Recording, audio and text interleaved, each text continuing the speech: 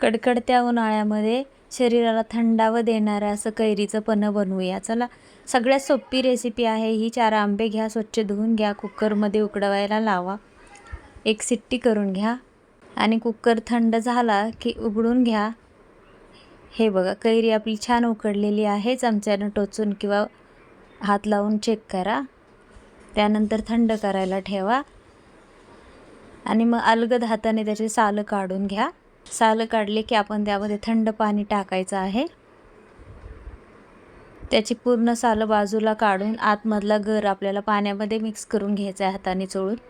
आणि उकडलेली कैरी असल्यामुळं गर असा पटकन येतो. पूर्णपणे कैरीचा गर काढून घ्यायचा आहे आपल्याला स्वच्छ छान. हे बघा, हाताने असं कोय काढून घ्या आतमधली. आता आपण मिक्सरचं भांडं घेऊया. त्यामध्ये जेवढी तुम्हाला गोड हवी तेवढी साखर घाला, 4-5 वेलची घाला, त्यामध्ये 4-5 पुदिन्याची पाने घाला, त्यामुळे छान असं टेस्ट येईल पन्ह्याला.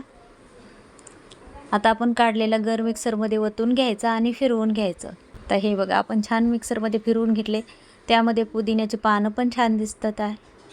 आणि आता आपण त्यामध्ये बर्फ किंवा थंड करायला ठेवू शकता किंवा बर्फ घालू शकता. लगेच प्यायचं असेल तर बर्फ घालून घ्या किंवा फ्रीजमध्ये ठेवून अर्धा तास ठेवलं की थंड होईल छान.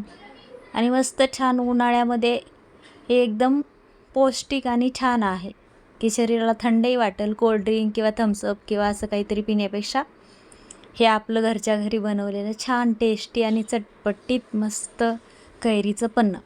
तुम्हाला कशी वाटली रेसिपी नक्की सांगा आणि चॅनेलला सबस्क्राईब करा, व्हिडिओला लाईक करा.